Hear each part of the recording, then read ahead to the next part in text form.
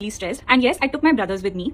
They are people who had me going through the day because I was so stressed. She was not replying to my text, and anything I was sending her, it was just not working out. Although it looked exactly like the sketch, according to me. Apurva is right this time. She is just using her for clout. Why did she bring so many people? That's so weird. The designer wanted free advertisement. I mean, तुम्हारे product भी अच्छा नहीं है, उसके बाद तुमको free add क्यों देगा कोई? The real question is, did the final outfit match the reference? If not, the criticism is fair. Bro, she just paid for the fabric. Apurva is right. अच्छा कपड़ा बनाया ही नहीं तो वो क्यों पहने? In this video, we are going to talk about समृद्धि's response to Rebel Kit. अभी previous video में हमने डिस्कस किया था कि कैसे एक ब्रांड रेबल किट के लिए कोचेला आउटफिट कस्टम डिजाइन किया था, लेकिन जब फाइनल आउटफिट का आउटकम सामने आया तो उसको लेकर काफी क्रिटिसिज्म हुआ. Everything in detail and the kind of narrative that she had posted on her stories, I think we need to talk. Now, first things first, चाहे वो मेरा प्रोडक्ट पहनती या ना पहनती, जो कि उसने नहीं पहना, I would have still talked to her. अब इस पूरे मैटर पर डिजाइनर समृद्धि ने एक और रील पोस्ट की है, जहां उन्होंने अपना साइड डिटेल में एक्सप्लेन करने की कोशिश की है. पूरा कॉन्टेक्स्ट समझने के लिए आप हमारी प्रीवियस वीडियो देख सकते हो. समृद्धि के अकॉर्डिंग अपूर्वा ने जो नैरेटिव सेट किया है उसके बारे में वो डिटेल में बात करना चाहती हैं. उन्होंने कहा है कि उन्होंने अपूर्वा को कुछ रेफरेंस इमेजेस भेजी थी और फाइनल आउटफिट उन रेफरेंसेस से काफी अलग निकला. समृद्धि ने ये भी क्लैरिफाई किया कि अगर अपूर्वा आउटफिट नहीं पहनती तो भी उन्हें कोई खास प्रॉब्लम नहीं होती. उनके वर्ड्स थे, आउटफिट पहनना या ना पहनना कम्प्लीटली अपूर्वा की चॉइस थी. साथ ही उन्होंने ये भी कहा कि वो किसी भी तरह का कंपेंसेशन या पेमेंट डिमांड नहीं कर रही हैं और ना ही उन्होंने कभी फोर्स किया था कि अपूर्वा उनका आउटफिट पहने. समृद्धि का कहना है कि उन्होंने अपनी पहली वीडियो में सिर्फ इतना मेंशन किया था कि उन्होंने रेबल किट के लिए कस्टम आउटफिट बनाया, बट इवेंचुअली वो पहना नहीं गया. उनके अकॉर्डिंग उन्होंने कहीं भी ये क्लेम नहीं किया था कि अपूर्वा ने स्मॉल बिजनेस ओनर को मिसट्रीट किया या उनके साथ गलत बिहेवियर किया. लेकिन अब जब पूरी कंट्रोवर्सी इतनी बड़ी हो गई है तो वो अपना साइड भी डिटेल में शेयर करना चाहती हैं. उन्होंने कुछ चैट्स के स्क्रीनशॉट भी शेयर किए हैं जो 30 मार्च के हैं, जब उन्हें अनएक्सपेक्टेडली अपूर्वा के साइड से मैसेज आया था आउटफिट कोलैबोरेशन के लिए. उनके टीम ने रेफरेंसेस, स्टाइलिंग रिक्वायरमेंट्स और एक्सपेक्टेशन के अकॉर्डिंग काम करना स्टार्ट किया. स्टार्टिंग से ही उनकी तरफ से क्लियर कम्युनिकेशन थी और उनकी सिर्फ एक ही रिक्वेस्ट थी कि अगर आउटफिट यूज किया जाए तो ब्रांड को प्रॉपर क्रेडिट मिलना चाहिए. बाकी प्रोजेक्ट को लेकर वो पूरी प्रोफेशनलिज्म के साथ काम कर रही थी. Nowhere because she texted us very unexpectedly. Every time we have made an outfit for her, her team has been in touch with us. But it was my first time dealing with her personally. All these were the deliverables which she mentioned she'd be giving me, but agreed, she did not like the product. I understand. Now, उनके पास पूरे process के proof हैं. उनके according जब उनके अपूर्वा से meeting हुई थी तब उन्हें डिटेल रेफरेंसेस शेयर किए गए थे. उन रेफरेंसेस के बेसिस पर ही उन्होंने आउटफिट का कंसेप्ट डेवलप किया था. उन्होंने पर्सनली प्रोक्रिएट पर स्केच बनाकर अपूर्वा को भेजा था और फाइनल डिजाइन उसी स्केच के बेसिस पर अप्रूव हुआ था. समृद्धि ने यह भी क्लैरिफाई किया कि उन्होंने अपनी प्रीवियस वीडियो में इंटेंशनली अपना स्केच शेयर नहीं किया था, क्योंकि उस वक्त उनका इंटेंशन किसी को एक्सपोज करना या ऑनलाइन कंट्रोवर्सी क्रिएट करना नहीं था. आउटफिट बनने के दौरान वो कंटिन्यूअसली अपूर्वा को अपडेट भेज रही थी. हर स्टेज पर फोटोज शेयर की जा रही थी ताकि फाइनल प्रोडक्ट एग्जैक्टली उसी विजन के अकॉर्डिंग बने जो डिस्कस हुआ था. एग्जाम्पल देते हुए समृद्धि ने एक स्पेसिफिक इंसिडेंट भी मेंशन किया. उनके मुताबिक जब उन्होंने टॉप का इनिशियल फोटो अपूर्वा को भेजा तब अपूर्वा ने फीडबैक दिया था कि टॉप में जो थ्रेड्स यूज हो रहे हैं वो और भी थिन होने चाहिए. and this is what she sees. Thread has to be extremely thin and the number of eyelets need to increase. Only then will it give this vibe.